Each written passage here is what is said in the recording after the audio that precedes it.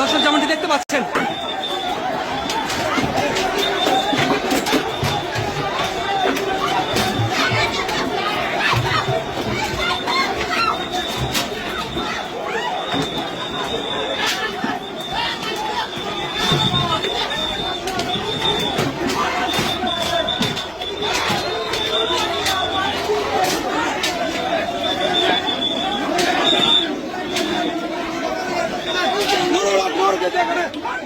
দর্শক দেখতে পাচ্ছেন নুরুল হক নূর কিন্তু রক্তাক্ত হয়ে গিয়েছেন।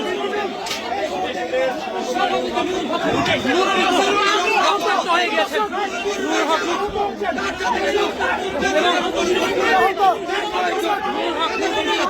আহত হয়ে গিয়েছেন এবং